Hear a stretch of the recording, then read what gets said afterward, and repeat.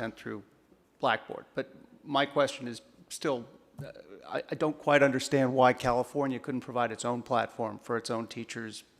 I understand that they haven't. Excuse me. I understand that they haven't, but as we look at recommendations, that might be a worthwhile recommendation. Would you treat, or would you suggest to get rid of Blackboard or treat these kind of platforms differently from the way you treat Blackboard? I don't think that's the question to ask. Okay, I got a lot of people that want to talk, so let's get this in order. I got Jack Flanagan, then David Schwartz, then Mark, and then Senator Emerson. So that's my order. So Jonathan, this is sort of a follow-up on your question. It's another inappropriate question. And I forgot Commissioner Kaye. You know, it's obvious online is coming. You know, in fact, Governor Brown, Governor Wilson, a lot of governors have talked about it.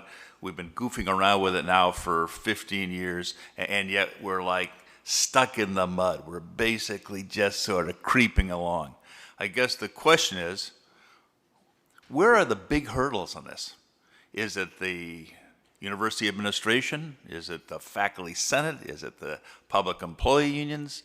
You know, who are some of the big problems that need to be addressed? And then that's my first question, and you might not want to answer that one. The second issue is, if you had a magic wand and could say, here are the two things we can do, the legislature can do this session to implement a more vigorous online program for California, what would those one or two things be? Okay. Step up.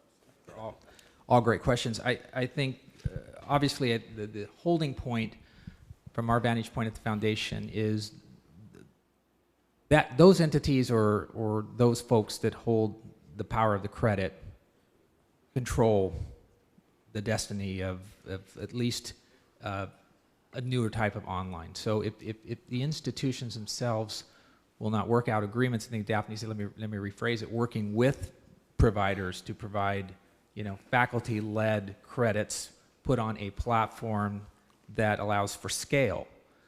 That probably is the better way to say it. So if that's indeed where we're heading, the issue simply is, are we going to do this credit by credit, institution by institution, department by department? That might take a little bit. So I would say that's one issue. The other is, how do faculty members get to be part of this from an inclusive perspective?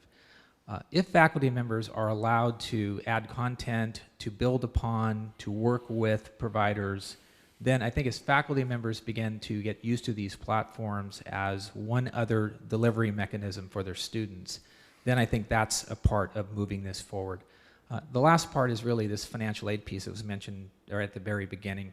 Great start of this particular panel. We always forget this part, but when it's subsidized, in many cases, subsidies sometimes can mask a lot of inefficiencies.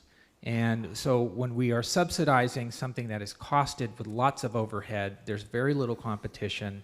When folks who can deliver it in a lower manner can't receive the same subsidy or can't, it's really hard to have that kind of competition, then I think we begin to see online that cost a lot of money, like $1,600, $400, $300 a unit in some cases. It starts to look very extension-ish, right? It's those who can afford the extension courses and online. Until that financial aid piece or how we're going to figure that out is solved, then I think we're going to have a very slow go at this as well. So I would say those three pieces are extremely critical. I would not say it lacks for vision